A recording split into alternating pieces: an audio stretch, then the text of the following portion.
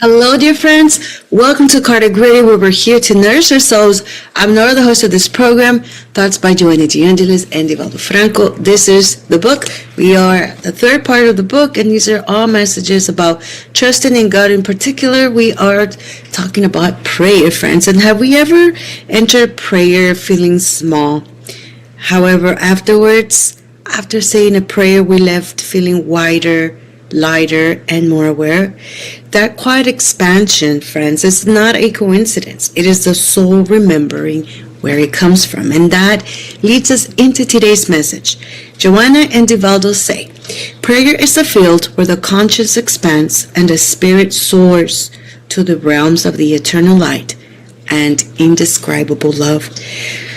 Prayer is not necessarily a place of escape. If anything, Joanna and Divaldo are telling us prayer is a place of awakening, right? When we pray sincerely, our conscience stretches beyond the limits of the fear, the ego, and the immediate concerns.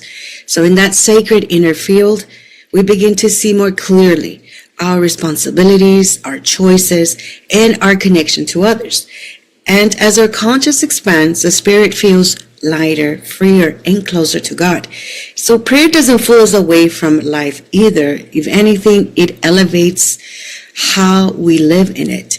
And we know, friends, again, in the spirit, in the Gospel according to Spiritism, chapter 27, where it says, "Ask and you shall receive," right?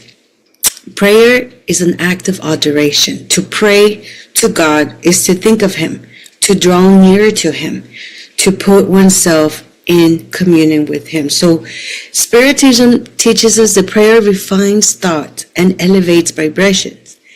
As our intentions become pure, our inner vision widens and the spirit naturally ascends towards higher planes of love and wisdom. And as we see this part of the gospel, right? Ask, it shall be given. We start to see that what the spirit actually seeks is that communion, is that one-on-one, is that just space of silence that we have. And that becomes absolutely a beautiful tribute of another way of us receiving, friends. So in prayer, conscience grows, not through judgment, but through clarity. We don't become overwhelmed by our imperfections. We become motivated to improve. So prayer teaches us that growth is not forced, never. It flows. And trust in God is never blind, friends. It is enlightened by love. So as a closing thought for today's message, prayer is the open sky of the soul. There in that space, the conscience expands, the burden softens, and the spirit remembers its destiny to rise, to love, to walk steadily toward the eternal light that never fades. And as we head this week into the Christmas light, Christmas spirit, friends, what a beautiful way to gift our souls that beautiful gift.